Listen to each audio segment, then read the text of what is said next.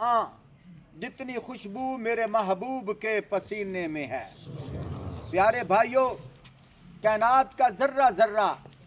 پیارے آقا علیہ الصلاۃ والسلام سے محبت کر رہا ہے۔ کیونکہ ٹائم مختصر ہے، مختصر ہی بات عرض کر رہا ہوں۔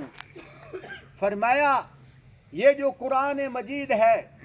یہ بھی پیارے آقا صلی اللہ علیہ وآلہ وسلم کی مدحت میں مصروف ہے۔ میں نے ایک دن نورانی قاعدہ اٹھایا، حروف تہجی کو دیکھا، محبت کے رنگ میں نے آ کر کہا کہ کائنات کا ذرہ ذرہ پیارے آقا علیہ الصلاۃ والسلام کی مدحت میں مصروف ہے۔ کیا تم بھی حضور کی نعت خوانی کرتے ہو؟ تو مجھے نقشہ یوں نظر آیا۔ الف نے کہا اللہ کے پیارے آ رہے ہیں، بے نے کہا برکت والے آ رہے ہیں، تا نے کہا تاجدار انبیاء آ رہے ہیں، سا نے کہا ثاقب سما آ رہے ہیں، جیم نے کہا جنت کے ضامن آ رہے ہیں، ہا نے کہا حبیب خدا آ رہے ہیں، خا نے کہا خیر الورا آ رہے ہیں، دال نے کہا دکھیوں کو دلاسا دینے والے آ رہے ہیں، زال نے کہا ذخیرہ کائنات آ رہے ہیں، را نے کہا رحمت للعالمین آ رہے ہیں، زا نے کہا زمین و آسماں کے پیکر آ رہے ہیں، سین نے کہا سنت کا طریقہ بتانے والے آ رہے ہیں، شین نے کہا شاہ ارض و سما آ رہے ہیں، صاد نے کہا صادق الامین آ رہے ہیں، زاد نے کہا ضعیفوں کا ملجا آ رہا ہے، تا نے کہا طٰہٰ کی سیرت والے آ رہے ہیں، زا نے کہا ظلمتوں کو مٹانے والے آ رہے ہیں، عین نے کہا عبادت کا طریقہ بتانے والے آ رہے ہیں، غین نے کہا غلاموں کو غلامی سے آزادی دلانے والے آ رہے ہیں، فا نے کہا فخر کا کون و مکان آ رہے ہیں، قاف نے کہا کتب و عنایت کے نمونے آ رہے ہیں، لام نے کہا لطف و عنایت کے پیکر آ رہے ہیں، وا نے کہا وجہ تخلیق کائنات آ رہے ہیں، چھوٹی اور بڑی یا نے کہا یثرب و بطحا کو مکہ و مکرمہ مدینہ منورہ بنانے والے محمد عربی آ رہے ہیں۔ میرے بھائیوں، مختصر بات عرض کر رہا ہوں، صرف چھوٹی چھوٹی دو باتیں۔ آپ صلی اللہ علیہ وآلہ وسلم نے مکہ کی سرزمین پہ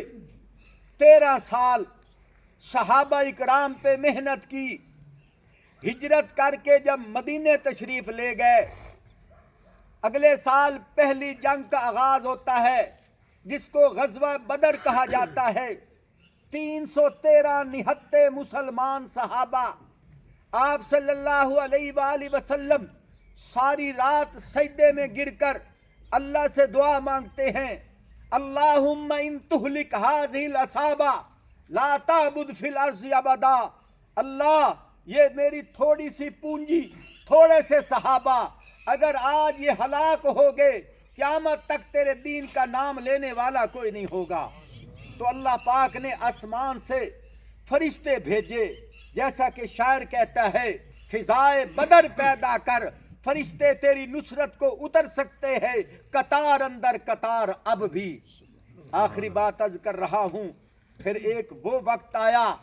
جب دین مٹتا ہوا نظر آیا تو نواسہ رسول، جگر گوشہ بطول حضرت امام حسین رضی اللہ تعالیٰ عنہ اپنے بال بچے سمیت کربلا کی وادیوں میں اتر گئے اور عرش والے کو کہنے لگے، اے اللہ، تیرے دین کو بچانے کے لیے آج محمد کا نواسہ آ گیا ہے، میں اپنا مال بھی قربان کر رہا ہوں، اپنے بچے بھی قربان کر رہا ہوں، میں اپنے آپ کو بھی پیش کر رہا ہوں۔ پیارے بھائیوں، تاریخ اس وقت سے لے کر اب تک یہ پوری دنیا کے اندر سورج کی طرح روشن ہے کہ امام حسین رضی اللہ تعالیٰ عنہ نے قرآن کی عظمت کے لیے اپنا سر قلم کروایا، لیکن سر تو تن سے جدا ہو گیا۔ پیارے بھائیوں، لیکن اللہ نے وہ وفا کی ہے کہ کربلا سے لے کر یزید کے محل تک امام حسین کا سر قرآن پڑھتا ہوا جاتا۔ آپ ساتھیوں سے گزارش ہے، میں تقریباً عصر کے ٹائم یہاں آیا تھا، میں پورا جائزہ لے رہا ہوں. ماشاءاللہ آپ کے دلوں میں قاری صاحب کی محبت ہے اور آپ دینی مدارس سے محبت کرتے ہیں, اور یہ ایسی جگہ پہ قاری صاحب نے محنت کی ہے, پنجابی چاہتے جنگل چ منگل لائے ہوئے ہے. اور آپ حضرات سے گزارش ہے آپ تنہائی میں بیٹھ کر اللہ سے دعا مانگا کرے, اے اللہ تو نے مجھے ایمان دیا ہے, تو نے مجھے دین اسلام دیا ہے, حضور کی امت میں پیدا کیا ہے, اے اللہ مجھے اپنے دین کے لیے مرتے دم تک قبول فرما. آپ ساتھیوں سے گزارش ہے, میں نے قاری صاحب سے پوچھا سناؤ کیسے حالات گزر رہے ہیں. قاری صاحب نے کہا تمہارے سامنے ہیں, اب اتنے وسائل نہیں, یہ 4 دیواریں درست ہو جائیں, کمرے ٹھیک ہو جائیں, 1 لاکھ روپے کے قریب ماہانہ خرچ ہے, 60 کے قریب بچیاں بھی ہیں, 60 کے قریب بچے بھی ہیں. یہ بچیاں اور بچے کون ہیں؟ اللہ کے رسول کے مہمان. آپ ساتھیوں سے گزارش ہے, آخری جمعہ ہے, الوداعی جمعہ ہے, رمضان المبارک کی مبارک گھڑیاں ہیں, میں آپ کا مہمان ہوں, اگر 2 منٹ زیادہ ہو گئے ہیں تو معذرت چاہتا ہوں. 20 آدمی کھڑے ہو جائیں جو فصل کی کٹائی میں کہیں کہ قاری صاحب اللہ اور اللہ کے رسول کے مہمانوں کے لیے میں 1 من گندم یہاں مدرسے میں پہنچاؤں گا, اس مدرسے کے لیے 20 آدمی ماشاءاللہ کھڑے ہو جائے, کھڑے ہو جائے. زندہ اور زندہ جیو جی. اچھا میں